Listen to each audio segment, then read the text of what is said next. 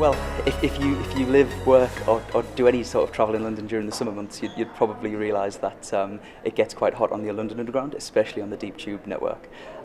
So we are tasked with providing an innovative cooling panel which will solve this solution. Now, the project that requires this cooling is the Piccadilly line upgrade. However, the cooling requirement is obviously for all deep tube networks, but this project is focused on the Piccadilly line upgrade. So we want to provide cooling on platforms to improve the customer experience, essentially. So I mean, the existing cooling systems that TfL have, the platform air handling units, they have their challenges, so they are impacted by dust and dirt, so they're currently turned off and non-operational. They're very expensive to maintain.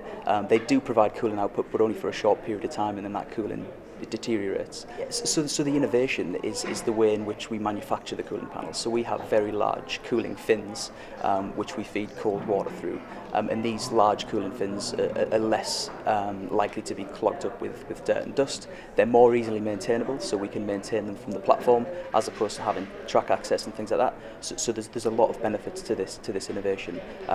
So you know, the maintainability of it is much better, and obviously we think that the cooling panel will provide cooling output for a much greater period of time with less maintenance than the existing systems.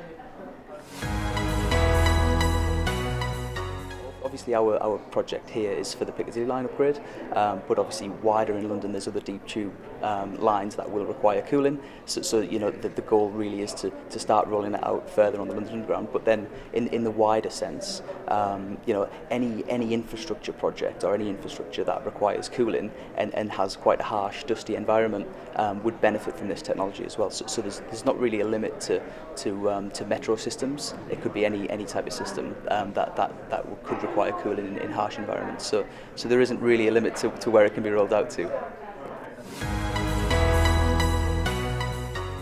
I think, especially in the railway environment, it's quite a regulated environment. It's not always the best arena to trial innovation, you know, because it's such a highly regulated environment.